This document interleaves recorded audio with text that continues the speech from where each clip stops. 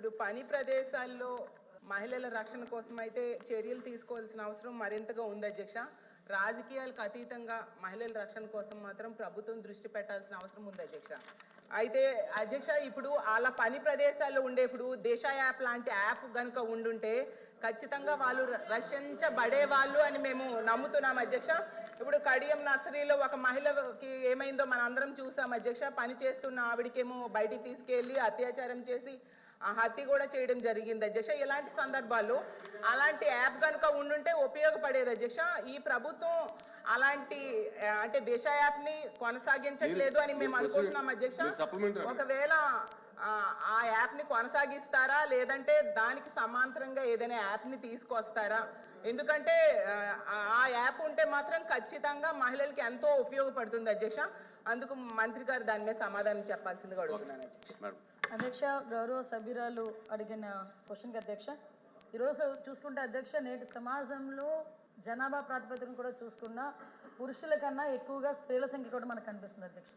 ఇటువంటి స్త్రీల సంఖ్య ఎక్కువగా ఉన్న విద్యార్థికులు అయినప్పటికీ కూడా ఎక్కడికైనా బయటకు వెళ్ళి వాళ్ళు ఉద్యోగాలు చేసుకోవాలన్నా, వాళ్ళ పనిలో ముందుకెళ్లాలన్నా, వ్యాపారాలు చేసుకోవాలన్నా కూడా అధ్యక్ష ఎక్కడో ఒక చిన్న ఆటంకం అయితే కనిపిస్తుంది అధ్యక్ష. ఏదో ఒక రకంగా ఎక్కడైనా చిన్న లైంగిక వేధింపులు జరగడం కానీ, వాళ్ళ మీద టార్గెటెడ్గా వాళ్ళని ఇబ్బంది పెట్టడం కానీ, వాళ్ళని హ్యూమిలేట్ చేయడం కానీ, వాళ్ళు ఎదుగుదలని కూడా కొన్ని సందర్భాల్లో సమాజంలో కొంతమంది చూడలేని పరిస్థితులు వాళ్ళని ఇబ్బందులు పెట్టే పరిస్థితులు ఉన్నాయి అధ్యక్ష.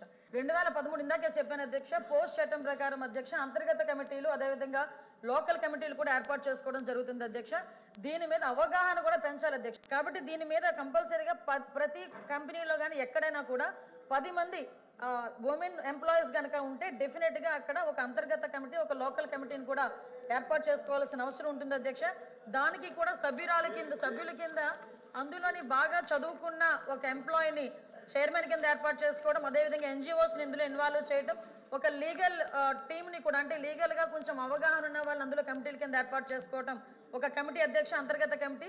అదేవిధంగా లోకల్ కమిటీలో కూడా అధ్యక్ష ఎవరైతే కంపెనీల్లో పనిచేస్తున్నారో ఆ కంపెనీ ఓనర్ ఒకరిని నామినేట్ చేయొచ్చు అధ్యక్ష. ఇంకొకటి ఏంటంటే ఎవరైనా మా మీద లైంగిక వేధింపులు జరిగినాయి, మమ్మల్ని ఇబ్బంది పెడుతున్నారు అన్న విషయాన్ని ఎవరైనా వచ్చి కంప్లైంట్ చేస్తే కంప్లైంట్ వాళ్ళు ఇచ్చిన తర్వాత కౌన్సిలింగ్ నిర్వహిస్తారు అధ్యక్ష.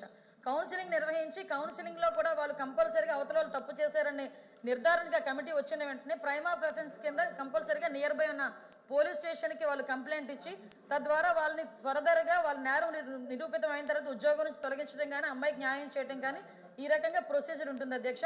దీని మీద ప్రత్యేకంగా నోడల్ అధికారి కింద కలెక్టర్లను కూడా ఏర్పాటు చేయడం జరిగింది అధ్యక్ష.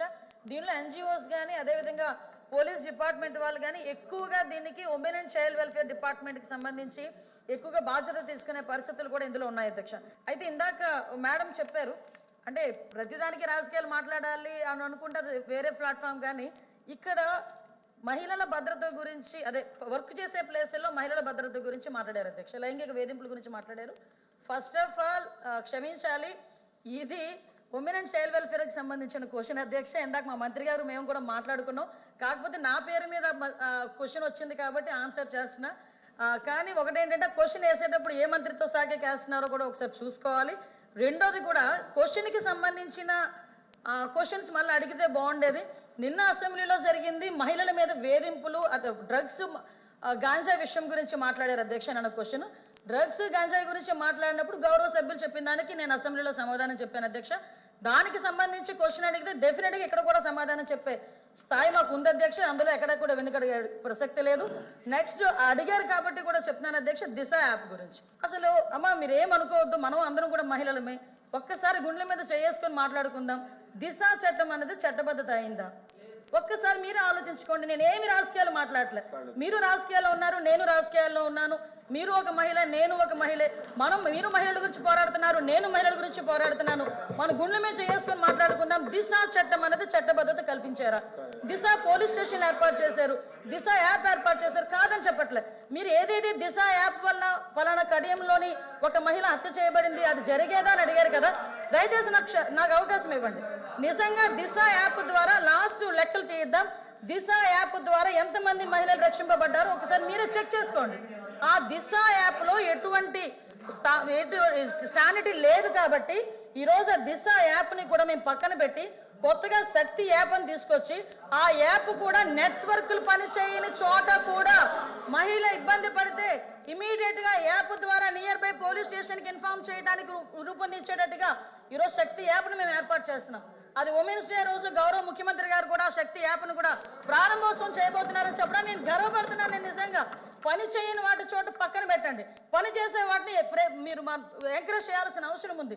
లేని దిశా చట్టాన్ని తీసుకొచ్చి 5 సంవత్సరాలు దిశా చట్టం, దిశ పోలీస్ స్టేషన్, దిశ డిఎస్పీ, దిశ ద్వారా మేము కంప్లైంట్ ఫ్లోట్ చేసాం. రమ్మనండి ఒక్కసారి దిశ పోలీస్ స్టేషన్ లోని దిశ కంప్లైంట్లు ఇచ్చిన వాళ్ళు ఏ చట్టం మీద కంప్లైంట్లు ఇచ్చారో అటువంటి పరిస్థితుల్లోనే ఈ రోజు దిశ యాప్ గురించి మీరు మాట్లాడుతున్నారు. ఈ రోజు మహిళల భద్రత విషయంలో కట్టుదిట్టమైన చర్యలు మేము తీసుకుంటున్నాం. మహిళల భద్రత విషయంలో మేము కమిట్మెంట్ అయి ఉన్నాం. మహిళల భద్రత విషయంలో ఈ రోజు ఉమెన్ సేఫ్టీ వింగ్ ని కూడా ఏర్పాటు చేయడానికి గౌరవ చంద్రబాబు నాయుడు గారు ముందుకు వచ్చారు. దయచేసి వాస్తవాలు గ్రహిద్దాం. మహిళలుగా మనందరం ఉన్నాం. ఇక్కడ చాలా మంది మహిళల పక్షపాతం మీరే అంటారు. మహిళలు ఓట్లతో గెలిచిన వాళ్ళమే ఇక్కడ ఉన్న వాళ్ళు చాలా మంది. మీరు మహిళల భద్రత విషయంలో అబద్ధాలు సత్యదూరాలు మాట్లాడకూడదని ప్రత్యేకంగా మిమ్మల్ని కోరుకుంటూ మహిళల భద్రత విషయంలో మరొకసారి చెప్తున్నాం అధ్యక్ష, మేము చిత్తశుద్ధితో ఉన్నాం.